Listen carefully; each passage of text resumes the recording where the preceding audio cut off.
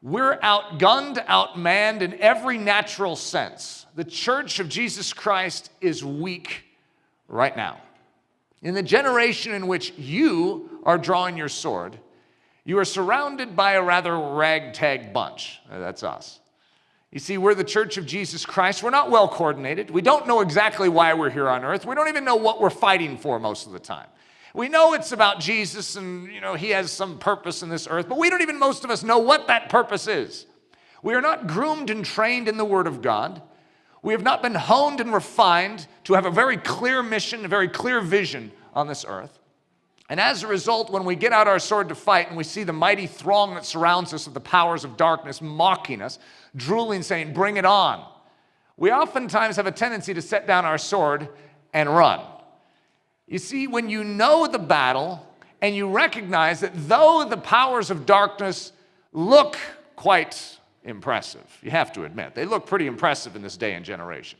I mean, if any of you were just to, in the natural realm, just measure the statistical odds of a worldwide revival breaking out in the next week, what do you think it would be? See, none of you are even expecting it. We're not expecting America to turn on its head. We're not expecting the homosexual lobby and the powers of Islam to suddenly just be collapsing around us. We're expecting them to grow stronger. What are your expectations of the Church of Jesus Christ? You're expecting that to grow stronger, or are you expecting that to grow weaker? Most of us would have to admit, we seem like we're on a downward slide. And so we just don't want to participate in the downward slide. We want to isolate ourselves off to the side and be separatists. We're the ones that aren't downward spiraling. And yet, that isn't how the church functions. That's never how it's functioned. We are a ragtag group. And yet, though the powers of darkness look very impressive, they are nothing next to the one that we serve. Greater is he that is in us than he that is in this world. And until we see that, until we know that, we're going to be the cowardly church. But when you recognize whose side we are on, who it is that fights for us, faithful is he who has called us, who also will do it. And if the Church of Jesus Christ begins to function as the Church of Jesus Christ, watch out, world. The Heaven-Bred Warhorse. The awkwardness of the Salvation Army. When we see people walking around in uniforms that aren't truly military, and they call each other captain, lieutenant, general, it's awkward. We see people jingling, bells. It's like we're sort of typically thinking, I'm just glad I'm not one of them.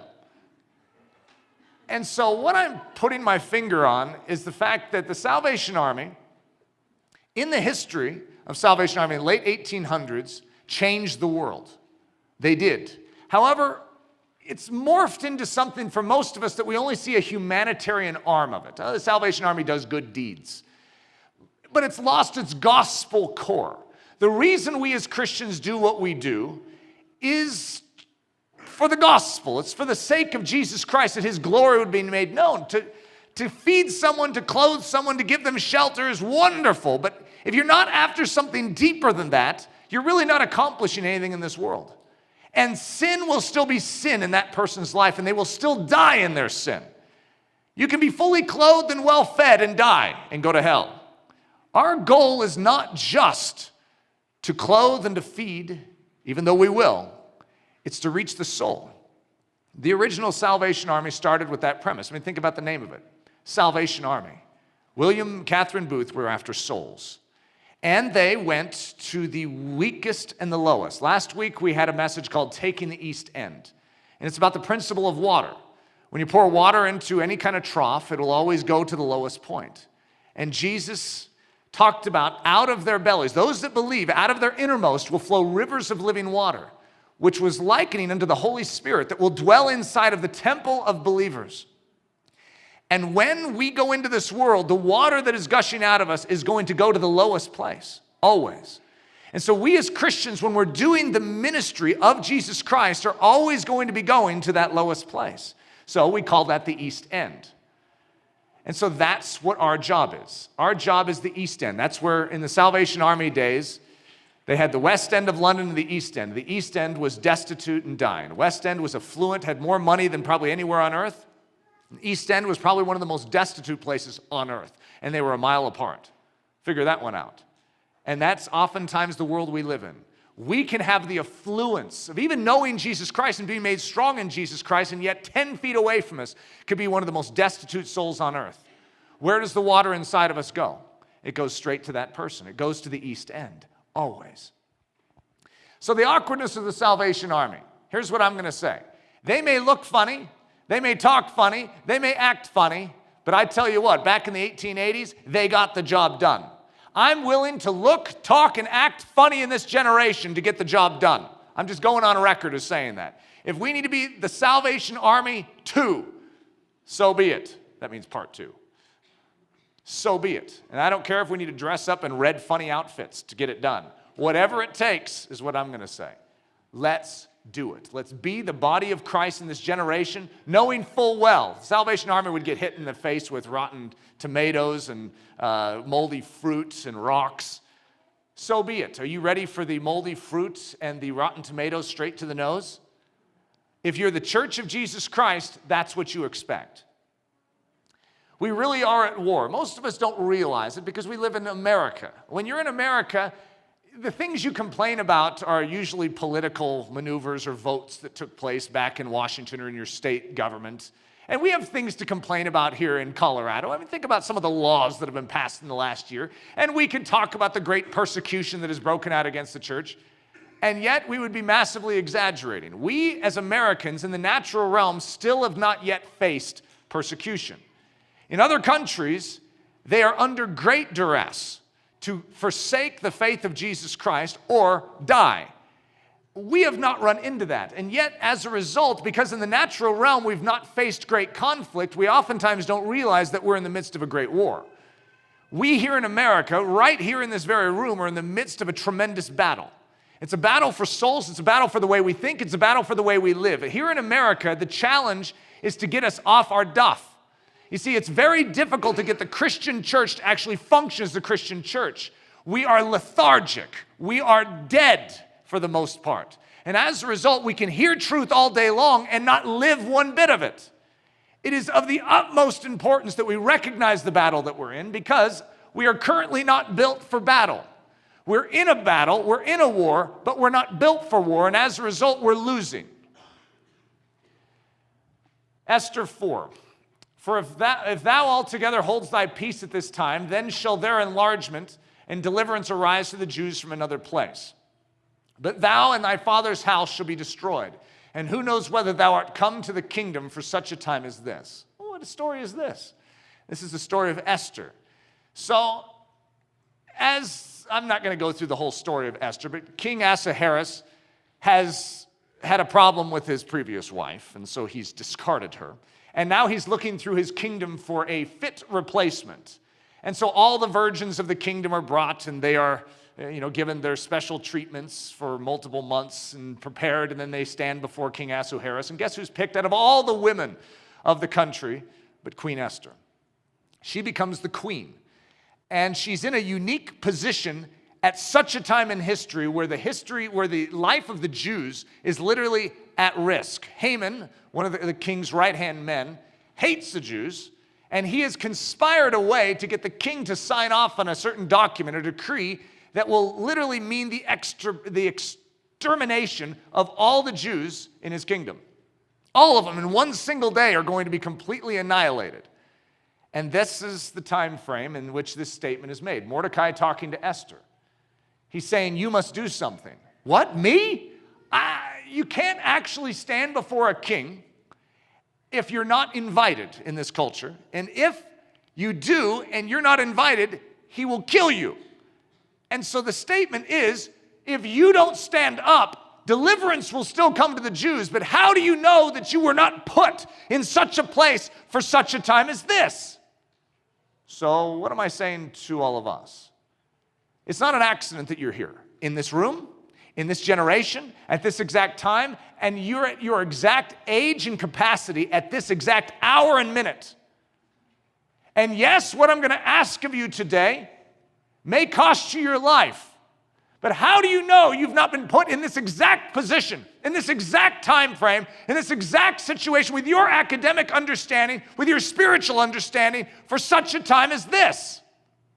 Deliverance will come. God will get his due and his reward no matter what you do.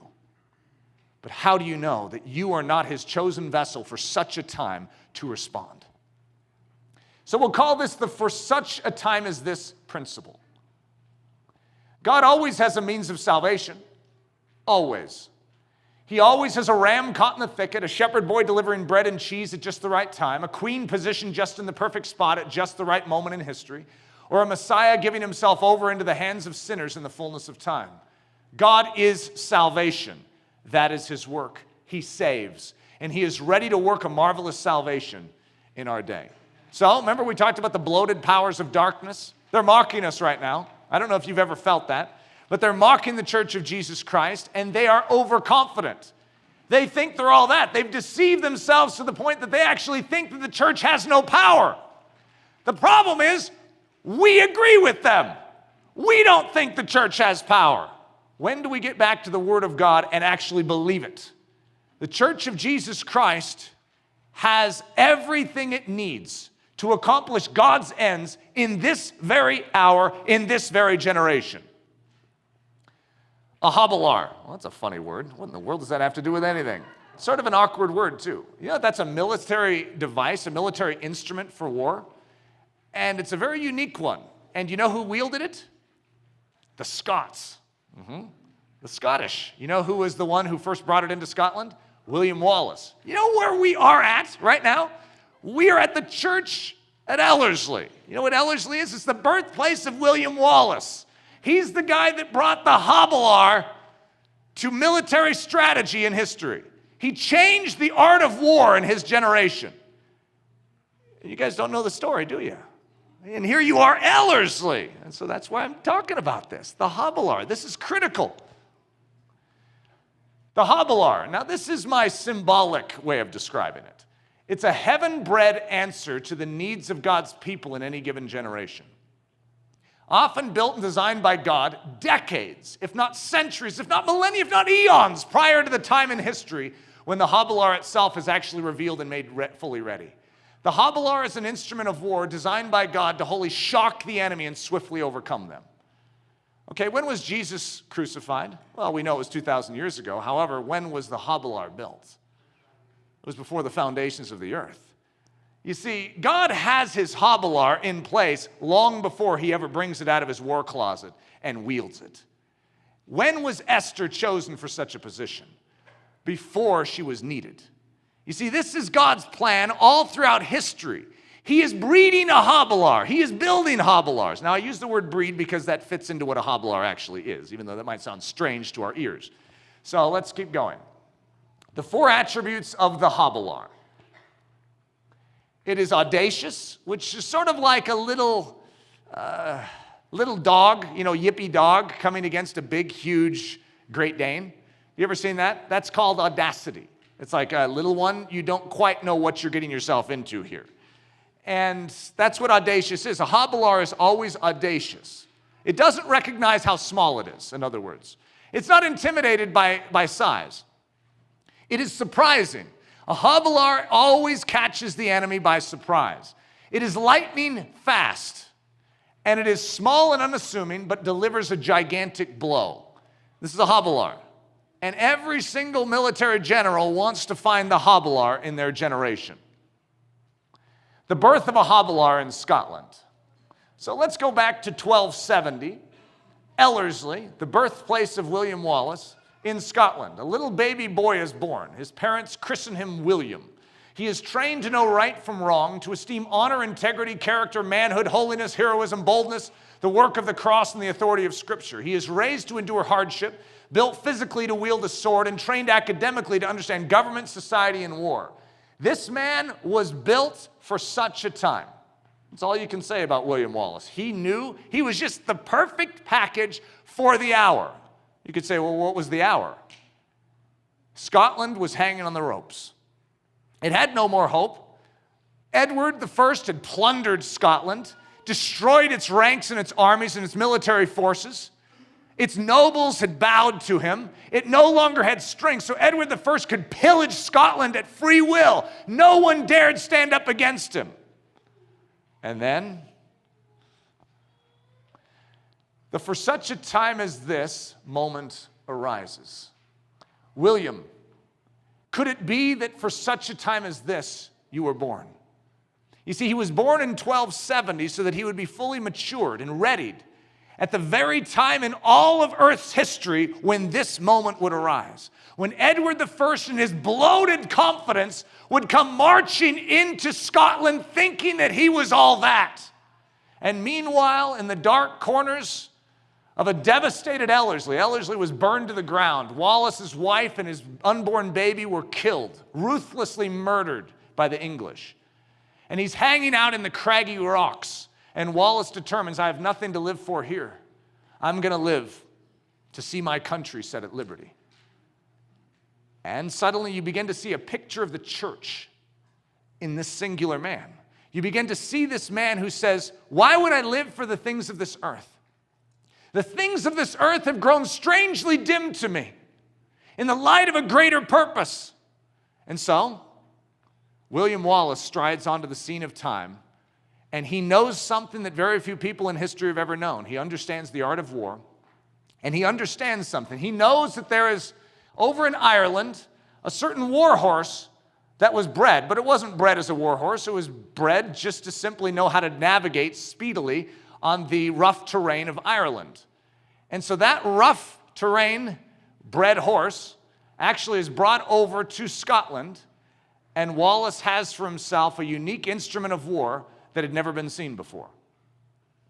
1296, the Ellerslie estate, Scotland. Edward I, with his bloated numbers of strong and well-bred soldiers, invades Scotland, fully expecting to stamp out the small Scottish rebellion. A multitude of well-trained English soldiers march into Scotland, an unstoppable force against a bunch of hungry ragtag Scots. And that is when William strides out of the gates of Ellerslie with the hobilar in his possession, which the Scots so desperately need. Hobilars of history. Gideon. Well, it was audacious, all right. Do you imagine how ridiculous the Gideon war machine was? 300 men. Against, I don't remember what the numbers was, 120,000 or so. I don't remember how extreme it was, but it was extreme. Audacious. Was it surprising? You bet it was surprising. Lightning fast? Oh, yes. Small and unassuming, but delivering a gigantic blow. God always has his hobilar. He mocks the bloated powers of darkness that think they're all that, and he will use the small things in which to do it. David. David is delivering bread and cheese to the army. Yeah, we're talking small here. Audacious when he says, who is this uncircumcised Philistine that he would defy the armies of the living God? What are you going to do about it, David? Little shepherd boy David stands up and takes on a giant. I know we know the story, but you recognize this is a hobilar, and it was prepared way in advance by God for such a time as this. And David strides onto the scene of time in the most critical moment, sees the giant, and says, aren't you guys going to do something about it? David actually had the answer. Every other warrior would have gone against Goliath in its armor and with sword. Strength against strength. You can't defeat Goliath that way. What does David do? Strips off the armor and goes in the strength of the power of God. Oh, has anyone ever tried that? Surprising? Yes. Do you think Goliath was ready for that one? What is this that you're sending against me? I don't even recognize. Is that a dog? What are you coming at me with sticks? A couple seconds later, his head is cut off. Lightning fast. Small and unassuming, but delivering a gigantic blow. Esther, audacious? Oh yeah. To stand before King Ahasuerus, unbidden. She's risking her life. Yes, it's audacious. Surprising? Who would have ever thought that the salvation of the Jews would come through a young girl? Who would have ever picked that as the hobilar? No one would have ever dreamed of it. Lightning fast? Haman is hung on the very same gallows that he had prepared for Mordecai the Jew. Boom! He was dead. No one expected it. Small and unassuming, little Esther is, but delivering a gigantic blow. Jesus, audacious? Well, how would you like to take on all the powers of darkness single-handed while a prisoner, while nailed to 2 pieces of wood? Yeah, that's an audacious plan. Surprising? The powers of darkness had no idea what hit them. If they had known what was up, they would have not have crucified the Lord of glory. They would not have done it if they knew what he was up to. It was a hobbler. Lightning fast, just like that, Satan's head was crushed. Satan thought he had him. He thought he had him backed into a corner. I've got the Son of God. He can do nothing about it. And guess whose head was crushed? Small and unassuming, but delivering a gigantic blow. The apostles, audacious, surprising, lightning fast. The world is turned upside down, and this small band of ragtag apostles has suddenly delivered a gigantic blow, and the course of human history is divided in 2. And we have BC and AD. We literally have the gospel of Jesus Christ crescendoing throughout the earth. Whatever happened to the hobbler? Whatever happened to that sort of noise being made by the small and assuming sheep? Well, we haven't heard it for a while on earth, and this is the generation in which you live. You see, I am stirred at such a level to see a change of military strategy and to see the glory of our God made manifest once again in our generation. Scotland in 1296, ransacked, plundered, starving, weak, and very vulnerable. Sounds like us, doesn't it?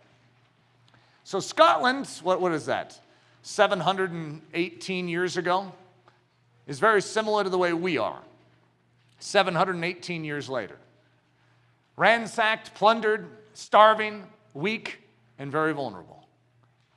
So, when England and Edward I invaded Scotland in 1296, it revealed to the armies of Scotland that their historic feudal-styled military tactics, there's a certain form that military tactics had developed, and so that you had your order and your ranks, and you stood in those orders, and you had certain types of war horses. You always sent out the cavalry first, and the cavalry would go head-to-head with the other cavalry. Then you had the archers behind that. There was a certain order. There was a feudal style of battle that you had and you developed. And so when Edward I came at Scotland, he lined up in military position, ready to take on the cavalry of the Scots. And guess what?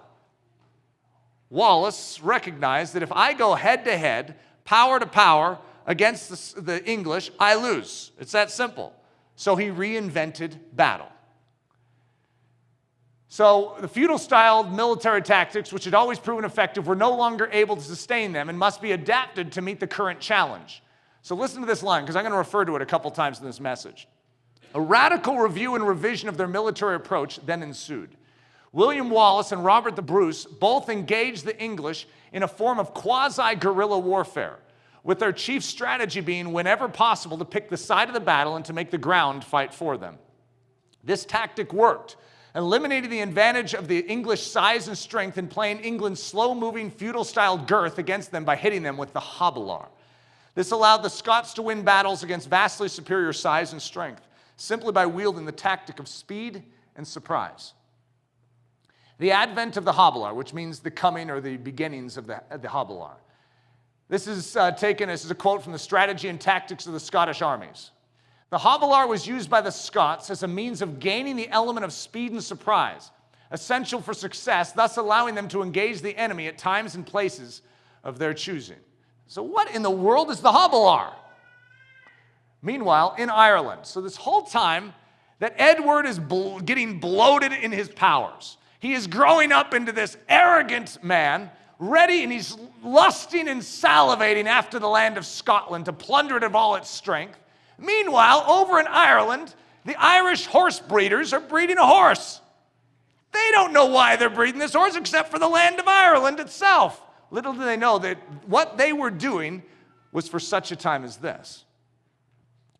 The Irish are breeding a special horse, a horse that can prove dexterous on the steep mountain face, as well as move like lightning through the open meadows. A horse that is soon to be discovered in Scotland right around the year 1296. Is that an amazing thing? To actually recognize that God is orchestrating all of these things. And at the year 1296, suddenly there is a horse that has been bred to handle the most difficult terrain. Any challenge you put under its feet, it seems to be able to stand upright. And it can move like lightning. And Wallace finds out about it. So what exactly is the hobilar? It is a form of military attack utilizing special bred war horses. Horses that are smaller but lightning fast. These horses were built to move over the most difficult terrain with the dexterity of a mountain goat, but with the swiftness of the raging rapids. The proper use of the hobilar could cause a far larger military operation to falter and fail due to the fact that it couldn't respond quick enough to the lightning-quick movements of the soldiers riding on the hobilar. So the hobilar is literally like a cavalry, but it's called the hobilar. Have you ever heard of the hobby horse? That's where it comes from. It's a smaller horse, extremely fast, and built for war. They didn't know they were building it for war. It's built for war. It's like unafraid. It will go into the darkest place, totally unbashful about it. Courageous, this little horse is. And so all of these soldiers would ride on horseback, and they would hit the English from the side. The English were aimed this direction. We can't turn our whole army this way. So meanwhile, they're being picked off on the side. This change of battle strategy completely caught the English off guard. They didn't even know how to respond to it. And as a result, though England was so much more powerful, there was a hobilar in place at just the right time in history. The hoban. The hoban, it comes from the Gaelic oban, meaning swift, sudden, speedy, and instant. That's what the hobilar are named after. This is the swift, sudden, speedy, and instant. Now, if you remember the message last week, which is taking the east end, the word was mahar in the Hebrew. It's how David went after Goliath. He sprinted. He moved as a hobilar would. He was swift, sudden, speedy, and instant, and it caught Goliath off guard. It caught the entire Philistine army off guard. It caught, technically, the Israelites off guard. No one was expecting this. The time for radical review. Here's our quote from earlier. When England and Edward I invaded Scotland in 1296, it revealed to the armies of Scotland that their historic military tactics that had always proved effective were no longer able to sustain them and must be adapted to meet the current challenge. A radical review and revision of their military approach then ensued. So in 1 Chronicles, we have this very interesting statement about the children of Issachar. And of the children of Issachar, which were men that had understanding of the times to know what Israel ought to do. The heads of them were 200, and all their brethren were at their commandment. I'm building something. I'm saying all this for a very specific reason. It's not just to tell you about Scottish history, which technically means very little to us if it doesn't have some application today. But it's to acquaint you with the fact that at different times in history, there needs to be a radical review of the strategy of which we are approaching the war in which we are in. And if we try and match wits with the power of darkness, if we try and match brawn with the power of darkness, we're very likely going to lose. But in every generation, there is a hobilar. The question is, do we have the men of understanding in this generation to see it and know what we ought to do now, in this hour, to hit that darkness where it hurts? You see, the powers of darkness are used to how we work as Christians. They have their defenses up in certain areas. The English know how the Scots fight. They've fought the Scots for years. They know how the Scots are going to face them in battle. And William Wallace strides on the scene and hits them from the side, hits them where their defenses aren't up. I want you to hold on to that concept. Hits them where their defenses aren't up. The Salvation Army in 1880, it was a hobilar. No one expected it. The church in 1880 was actually almost identical, if you hear the description of it, to the way we are today. Everyone sought out comfort. If there was comfort to be sought out, that's what they sought out. And so if you're a Christian, you live in the West End and you have pity on the East Enders. It's very similar to the way we're set up. And the Salvation Army blows the lid off of everything that had been done up to that point. And all I can say is, it came in with a hobilar on the side with some quasi-guerrilla warfare against the powers of darkness, and the powers of darkness had no answer. So that literally hundreds of thousands of people came flooding into the kingdom because of this. The powers of darkness were prepared, but they weren't prepared for this, the Salvation Army in 1880. God showed them their habular. It was the use of brass bands. Could you imagine if we started whipping out a brass band today? It's like, okay, Travis, you're on the tuba. Do I have, what do you call that thing that goes back and forth like this? Trombone. Do we have a trombone guy in here? So it was the use of brass bands, the wielding of the language and insignia of an army. You see, today, if we started using the insignia and the language of the army, it doesn't translate very well. Do you know that in that time period, though, the language of war was extremely effective? And as a result, they were known as the Salvation Army, and they had literally the ranks among themselves, and they had the uniform of the army, and it actually was like a magnet to those that were dying. And they wanted to come into something with order, something that was run properly. And everyone knew the military was run properly. The church that they knew was a heap of junk. Give me something that has order in it. And so actually what they were doing, though we look at it however many years later and chuckle, was brilliant. And it caught the powers of darkness completely off. They didn't have any clue what was happening to them. The leasing of secular theaters in which to hold their meetings. You don't do that. You know what was playing in that theater last night? William Booth says, this is where they're used to going. I'll meet them right here. Oh, that is against the rules in Christianity. The employment of secular music overlaid with Christian lyrics. All I had to do is ask some of you in here. You're like, oh, I don't know if I feel comfortable with that. This is against the rules, isn't it? This is against the way we do battle. And in that time, it was as well. There was nothing about this that was normal. You know what? This flies in the face of everything I'm comfortable with too. I'm not saying that's what we should do. I'm saying this was a habular, and it caught everyone off guard, including me. The near instant sending off of the new recruits into active ministry labor. Oh, you're 16, you've been trained for 2 weeks, go! And the use of women in their leadership. At this time, there was massive oppression against women. And what the Salvation Army offered was, well, not here. You want to be useful? Come to the Salvation Army. And so as a result, it just exploded in size.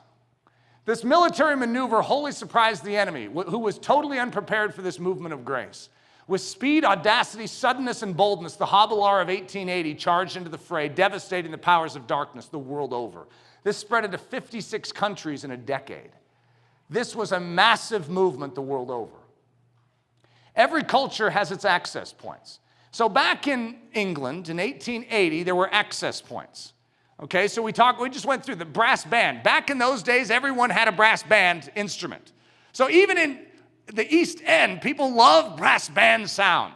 Now that might be a little different today. I'm not saying this is the way it should be done today. However, back in those days, you get a brass band together and go into East London and people are actually like, I'd like to hear that. You get a brass band together today and go down the streets of Windsor and everyone yells out, shut up!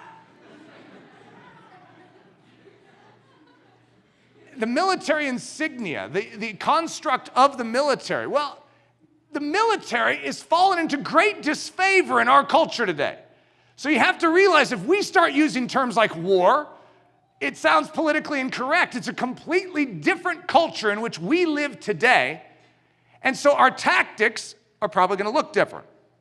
However, every culture has its access points. What the Salvation Army did was it literally came in through the access point at that exact time, just like with Edward's forces aiming this way, they hit them where the defenses weren't up. And that's what the Salvation Army did. And so when I think of just a few quick access points, well, I think I have a list here, don't I? The flash mob, someone brought that. We were talking amongst ourselves, students and then the practicum students this week, of different access points in our culture. The flash mob. You may not agree with what these people are singing. Could you imagine we have a flash mob of people singing songs about Christ? No one would even know what to do. They wouldn't say shut up because they're so intrigued by it. Oh, I'm part of a flash mob.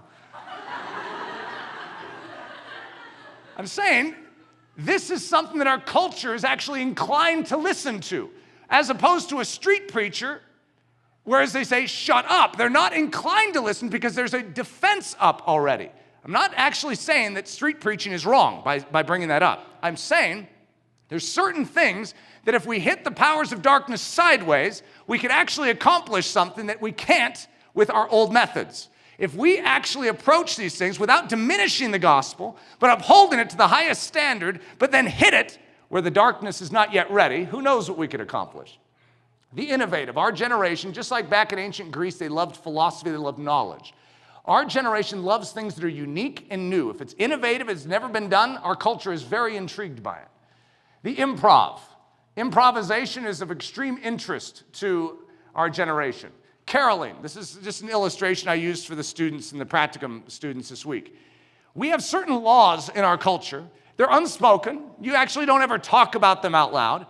But in Christmas season, if you go up to a house to carol, they are obliged to open the door to you. And they're obliged to listen to you sing about Jesus. And they're obliged, because it's very awkward to stand there alone, to invite their whole family to do it. Isn't that interesting? And so I was talking with the students about leveraging this against our culture. In other words, if we get to someone's front doorstep and we're singing, we can get away with a lot. What if it's in June? They might be thinking, are you allowed to do this in June? But by that point in time, the door is already open and we're singing.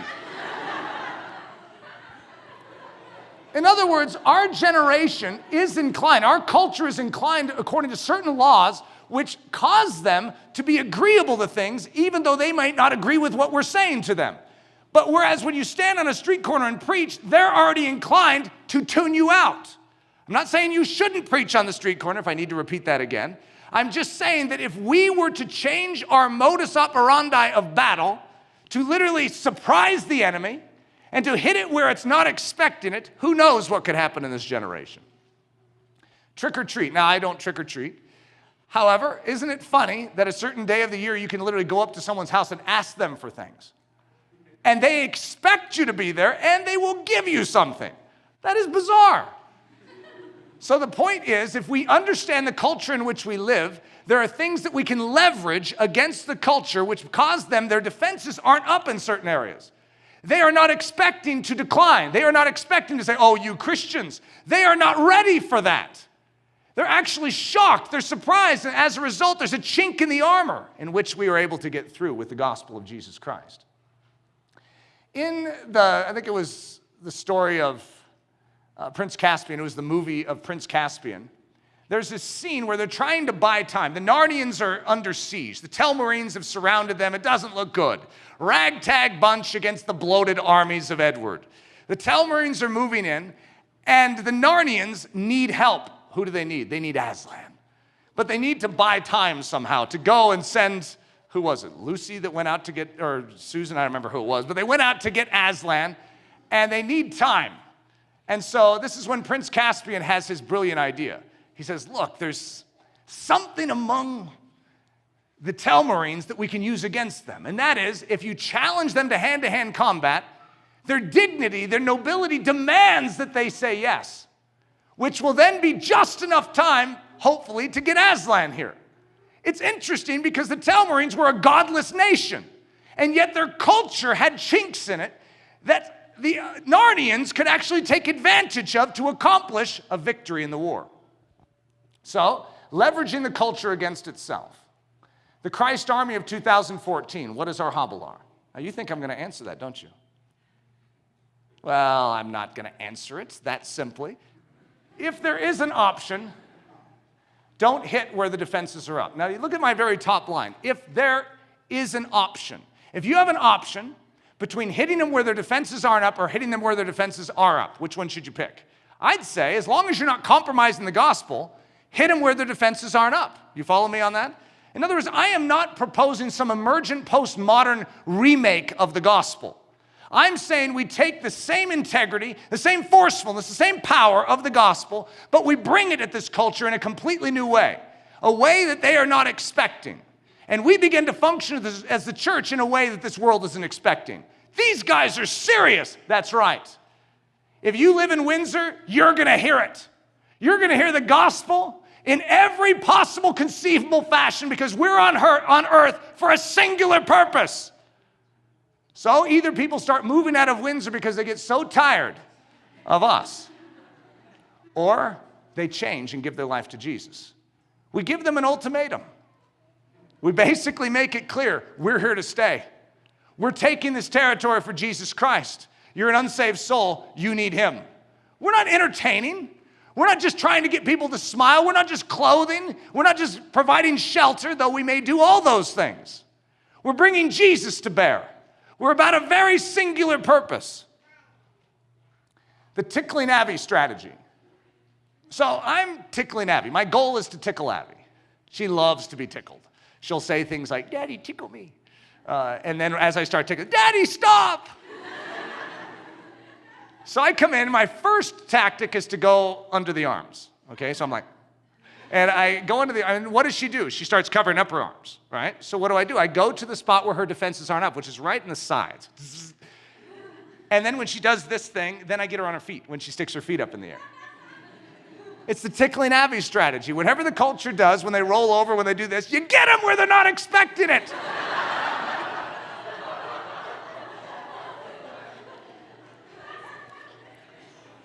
I know it may not seem like it, but the enemy is vulnerable right now.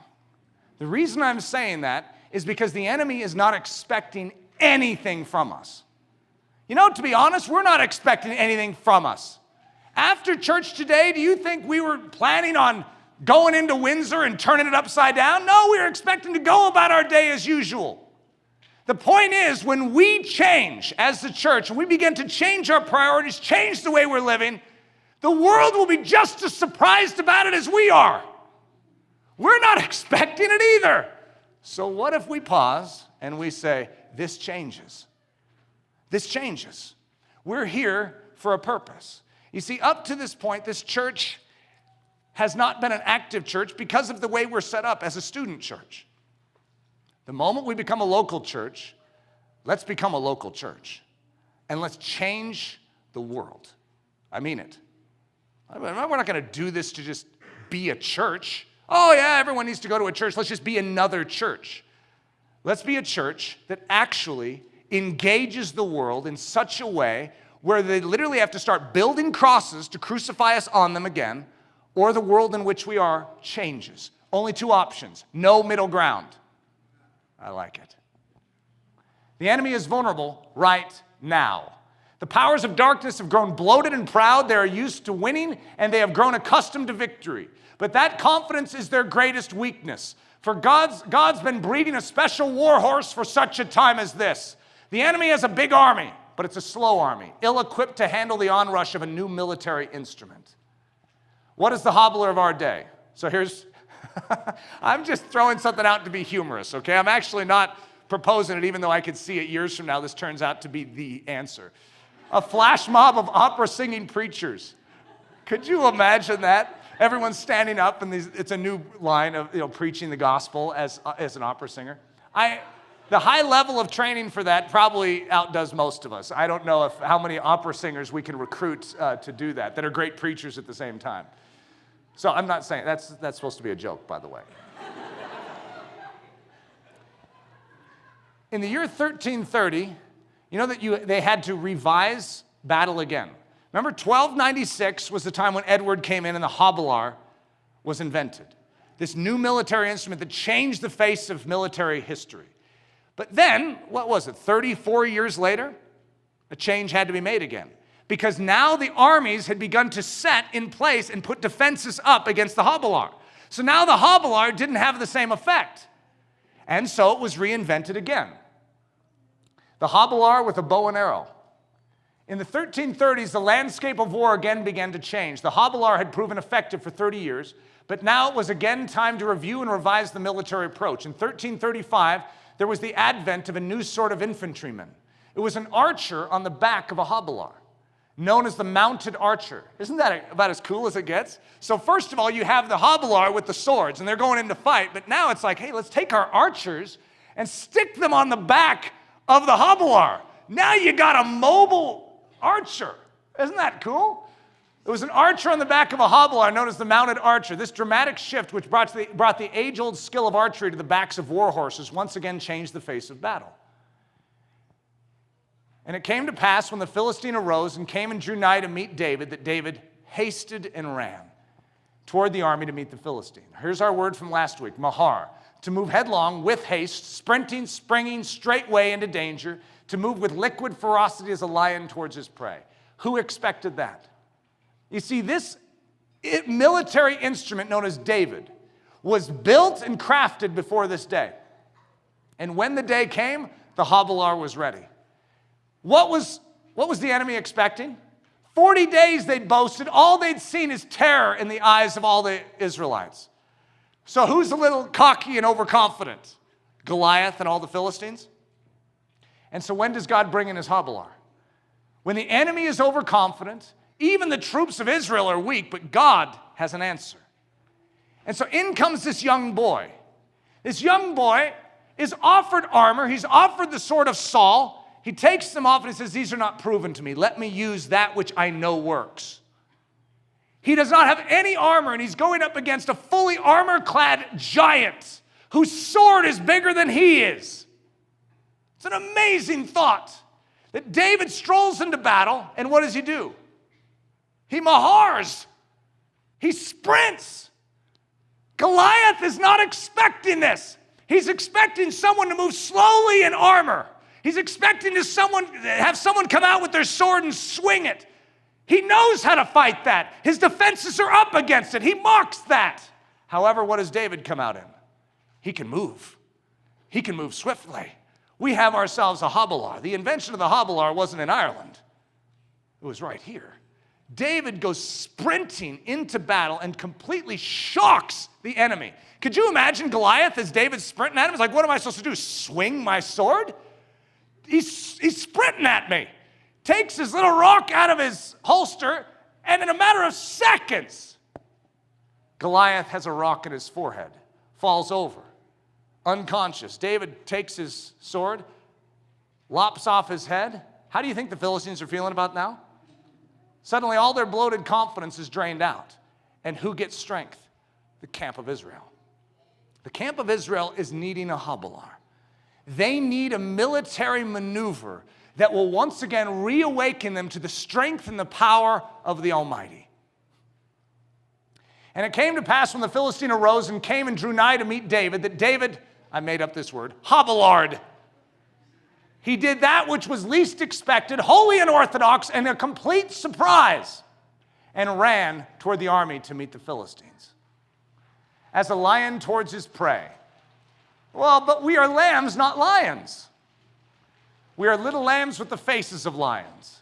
It is always shocking and surprising to see a little lamb moving with liquid ferocity straight into the lion's lair with the air of a hunter.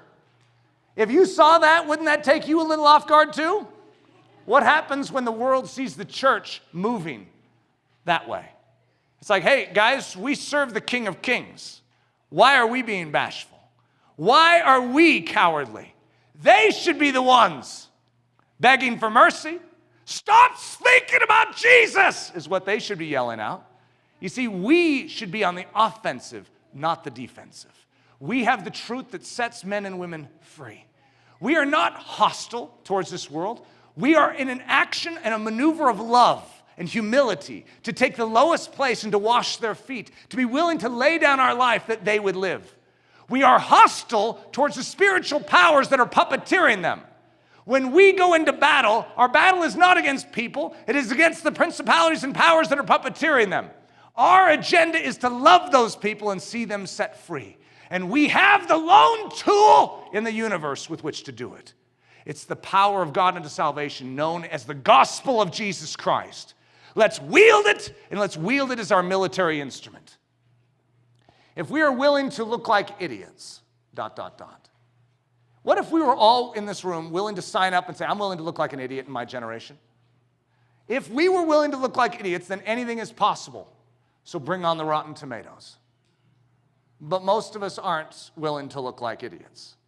I think most of you know that I sort of chose the idiot track quite a few years ago, which is why I look so funny and I preach and people are like, that's the guy that makes so much noise. I know, it doesn't translate very well. Someone over here was probably guilty of saying it. And yet, did you know that when I allowed God to just speak through me whatever way he'd want, because I used to speak very calmly, I never raised my voice, it was all humor, and it was more an entertainer than anything else. And God had to get a hold of me and say, Eric, are you willing to look the part of the fool? God, don't do that to me. I do not want to be a John the Baptist with hair all wild and a camel skin loincloth, popping locust and wild honey. I do not want that, God, please. Can't I be hip and Christian? No! You cannot be. You choose which side you want to be on. If you're hip, you're with the world. If you're a fool and an idiot for Christ, you're with him. You have to be willing to forsake the good opinion of this world to gain the good opinion of heaven. Who's in? The sheep brigade, the unstoppable military force of dumb, woolly creatures. We are to be super conquering. They are more than conquerors. We are to be bequeathed with all power and authority, seated in Christ Jesus in the heavenly position of power and authority, given power over all the power of the enemy to tread upon their high places. Immovable and invincible, able to repel all the fiery darts of the enemy, able to tread on lions, adders, serpents, scorpions, and dragons, able to drink poison and be unharmed. 1,000 shall fall at their side and 10,000 at their right hand, but it shall not come near them. There shall not a hair of their head perish. Jesus gives unto them eternal life, and they shall never perish, neither shall any man pluck them out of his hand, and nothing shall by any means hurt them. They're supposed to be fearless. The Lord is their light and their salvation, so whom shall they fear? The Lord is the strength of their life, so of whom shall they be afraid? Though a host should encamp against them, their hearts shall not fear. Though war should rise against them, they will remain confident in their God. Because God will never leave them or forsake them, and he ever lives to make intercession for them. God is their refuge and strength, a very present help in trouble. Therefore they will not fear, though the earth be removed, and though the mountains be carried into the midst of the sea. And no weapon that is formed against them shall prosper, and every tongue that shall rise against them in judgment God shall condemn. We are to be unstoppable. The Lord is with them as a mighty terrible one. The gates of hell shall not prevail against them. Whatsoever they shall bind on earth shall be bound in heaven, and whatsoever they shall loose on earth shall be loosed in heaven. And there is no restraint to the Lord to save by many or by few. Greater is he that is in them than he that is in the world. Since God is for them, who can be against them? What are we doing on the defensive? Let's take this earth by storm. So, I do have a proposal for us. I'm not even saying it's a good proposal. Probably every hobbler starts with, why don't we import one of those Irish horses and just try it out? And maybe that's where we're at.